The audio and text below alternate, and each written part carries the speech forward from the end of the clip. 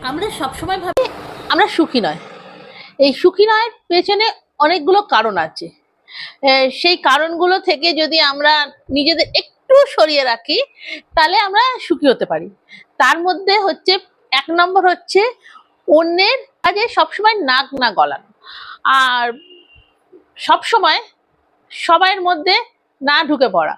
কেননা আমরা কি হয়েছে কারণে অকারণে অন্যের যেকোনো সমস্যা যেকোনো কাজের মধ্যে তারা আমাদের যদি ইনভলভ নাও করতে চায় কিন্তু আমরা ঢুকে যাই। এতে কি হয়েছে আমরা হয়তো তার থেকে কোনো অবহেলা কিছু পাই, এটা আমাদের মনের মধ্যে কষ্ট হয়, এর থেকে আমরা অসুখী হয়ে পড়ি, সুখী হতে পারি না। তাই যখন তখন যেখানে নাক না গলানো ১ নম্বর কারণ। দ্বিতীয়, আপনি কাউকে ক্ষমা করেছেন, ক্ষমা করে সেটাকে মনে রেখে দিচ্ছেন, কিন্তু না, আপনি যদি কোনো কারণে কাউকে কিছু ক্ষমা করে দেন, কেউ যদি দোষ ত্রুটি করে ক্ষমা করে আর মনে রাখবেন না। যদি মনে রাখেন দেখবেন পরে যদি সে আবার ভুল করে কিংবা আপনাকে কিছু বলে তখন আপনার নিজের মনে কষ্ট হবে। সেই জন্যে ক্ষমা করে কখনো মনে রাখবেন না।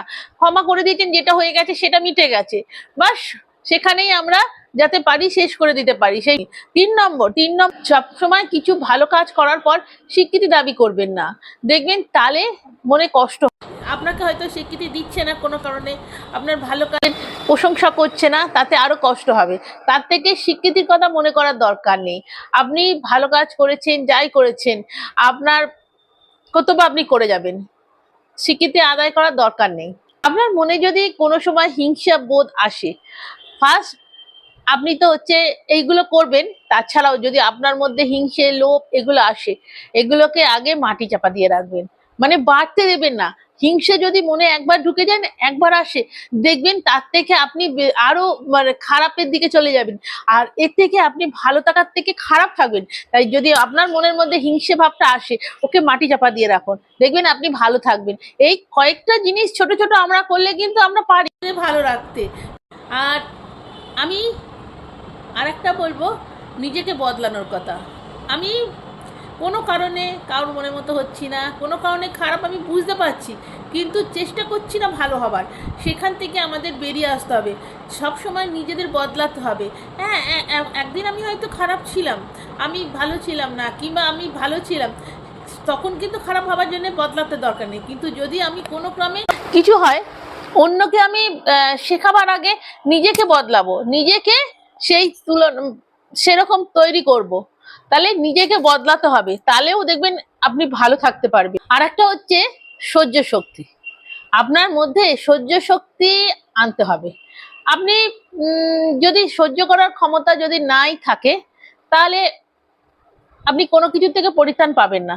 তাই সব কিছুতে আপনাকে সহ্য করার ক্ষমতা নিজের মধ্যে জোগাড় নিতে হবে, সহ্য করার ক্ষমতা নিজের মধ্যে আনতে হবে।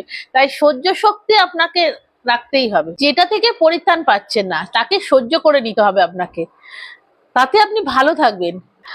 আপনার কাজ করার ক্ষমতা কম, কিন্তু আপনি সাধ্য থেকেও বেশি আপনি কাজ করার চেষ্টা করছেন, তাতে কিন্তু আপনি অসুখী থাকবেন। আপনার যেইটুকুনি সামর্থ্য, যেইটুকুনি সাধ্য আপনি সেইটুকুনি করুন, দেখবেন এতে ভালো। সাধ্য অতিরিক্ত কাজ করবেন না, সাধ্য অতিরিক্ত কাজ এড়িয়ে চলুন। আপনাকে আর একটা কথা মেনে রাখতে হবে, স্বীকৃতির কর্তাকে সবসময় সম্মান করুন। আপনাকে যে স্বীকৃতি দিয়েছে, যে আপনার ভালো গুণে প্রশংসা করেছে, তাকে সম্মান করতে শিখুন। আপনি যদি সম্মান করতে পারেন, দেখবেন আপনাকেও সম্মান করবে, আর আপনি এর থেকে ভালো থাকবেন। আর ভালো থাকলেই আপনি সুখী থাকবেন। তাই এই কাজগুলো আপনাকে করে যেতেই হবে সুখী থাকার জন্য। মনকে শূন্য রাখবেন না, আপনি কিছু না কিছু করুন, সবসময় মনকে খালি অবস্থায় রাখবেন না। আর খালি মনের মধ্যেই দেখবেন বিভিন্ন বাজে চিন্তা আসে, এর থেকে আপনি অসুখী হবেন, আর আপনি শান্তি পাবেন না। আপনাকে শান্তি পেতে গেলে আপনার মনের মধ্যে ভালো ভালো চিন্তা নিয়ে আসতে হবে। আর শেষেরটা তো হচ্ছে সব থেকে গুরুত্বপূর্ণ, সেটা হলো অতীত নিয়ে ভাববেন না। অতীতে কি হয়েছে হয়ে যাক, অতীত নিয়ে ভাববেন না। এখন কিরকম আছি, কি আছি, বর্তমান নিয়ে আপনাকে চিন্তা করতে হবে। অতীতে যা হয়ে গেছে, দুঃখের কথা, খারাপ কথা কি ভালো কথা, এখন যেটা সামনে আছে সেইটাকে মোকাবেলা করতে হবে, সেইটা নিয়ে চলতে হবে। তাহলে আপনি দেখবেন ভালো থাকবেন। আর ভালো থাকা মানেই আপনি সুখী থাকবেন। এই কাজগুলো করুন না সুখী থাকার জন্য, দেখবেন আপনার মতন সুখী মানুষ আর একটাও পাওয়া যাবে না। আর আমি হয়তো গুছিয়ে কথা বলতে পারি না, যেরকম করে বলছি হয়তো আপনারা বুঝতে পারছেন। যদি আমি কিছু ভুল ত্রুটি বলে থাকি ক্ষমা করে দেবেন, আর নিজের মতন ভালো থাকুন।